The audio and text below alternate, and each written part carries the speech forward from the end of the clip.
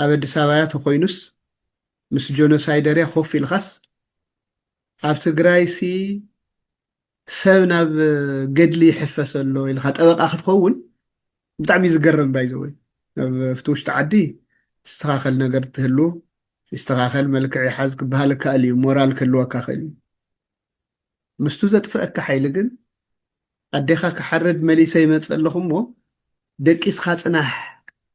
مزل حيل خوينخا عدخا كيتكلاخل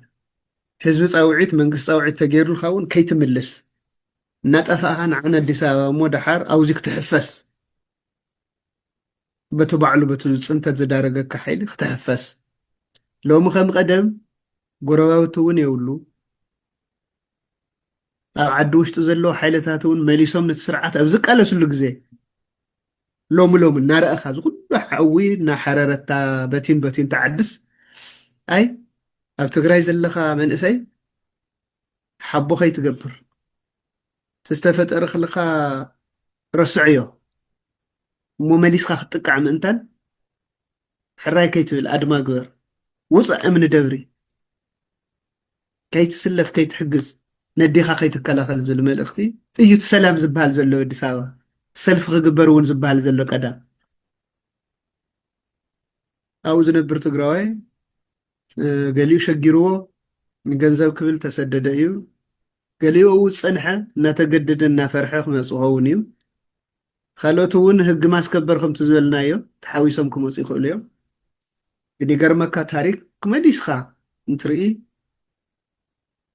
ይሄ ወደግ ብሕወሓት እናተመርሐ አዲስ አበባ እንትቀራረብ ይሄ ወደግ ኣብ ለንደን ምስ ደርግ እንትደራደር አዲስ አበባ ከቢዱ ኣብ ዋሽንግተን ኣብ ዝሕዝ ዘሎ ኩሉ ዓዲ ዘሎ ኢትዮጵያዊ ትዝለዓለ ቁፅሪ ኢትዮጵያዊ ሰልፊ ዝወፀሉ መዓልቲ እዞም ናይ ሰሜን ሸፋቱ አዲስ አበባ ከይኣቱ ተኸላኸሉልና ዝብል ጥርዓና ኣሜሪካ ማለት ትዝለዓለ ሰልፊ ክሳዕ ሕዝና ኢትዮጵያውያን ይሄ ወደግ አዲስ አበባ ክቅልቀል ተሎ ከም ሞቃዲሾ ክገብርዋ ጠፍአት ዓድና እዚ ወያነ ዝበሃል ከይቱ ትውልና ኢሎም ንኣሜሪካ ተማሕፀንሉ ግዜ ነይሩ መምሳል ዝሰርሕ ተዝኸውን ኣሽዑ ምተኸልኸለ ነይሩ ተሽዑ ዝተሰለፉ ሰባት ሎም ይሓፍሩ እዮም በቲ ሰልፊ ታሪክ መሊሶም ክሪእዎ እንተለዉ ሎም እውን ኣብ ኣዲስ ኣበባ ምስላፍ ይከኣል ይኸውን ግን ሓቂ ግን ናይ ማን ኣይትሽፍጣን ህዝቢ ትግራይስ እንኳን ሓደ ሽሕ ወይ 1 ሚልዮን ኣብ ኣዲስ ኣበባ መስቀል ኣደባባይ ተሰሊፍኻስ 1 ሚልዮን ሰሊፍኻ መፂኻ ትግራይ ከምዘይ ትስዕርስ ኣብ ቅድሚ ዞም ተጋሩ ኣዘለዉ ተፈሊጣ ኣብ ትግራይ ሸውዓተ ሃገር 1 ሚልዮን ሰራዊት ከቢውካ ዝኹም ሽግር ሓሊፉ ኢዱ ዘይሃበ ህዝቢ ትግራይስ ሎሚ ምፀላእ ኮይንካ ተሰሊፍኻስ ከመይ ታሪክ ትግራዋይ ከመይ ኢሉ ክቕየር እሞ ሎሙስ ንዓቶም ኣይግበረኒ ቶም ዝሸገሮም መቸም ሸጊርዎም እዩ ንኽድሕኑ ክብሉ ንኽሰኣሉ ክብሉ ይኸዱ ኾኑ ነጋዶ ዝፅገሙ ዘለዉ ምዃኑ ንፈልጥ ኣዋፅኦ እናተባሃሉ ዝፈራርሑ ምዃኖም ንፈልጥ ከምቲ ዝበልካ ድሕሪ ጆኖሳይድ ተስፋ ትቆርፀሉ ግዜ እዩ ትደናገረሉ ግዜ እዩ ተዓዲ ደኣ ምሕርሒሩ እዩ እምበር ትግርኛ ዝሰምዑ ተዝኾኑስ ኣነ እንታይ መበልኩ ኣብ ሂወትካ ጠባሳታት ኣሎ ሓደ ግዜ ከይተፈለጥካ ትፈጥሮ ጠባሳታት ኣሎ ዘይድሕን ጠባሳ ኣሎ ሰሎሚ ትሒዞም ወኒሆው ጨርሖ ወረድ ተፈሊጡ እዩ ሰላም ኣይኮነን ኣብኡ ዘሎ ሓይሊ የጥፍኡልና እዩ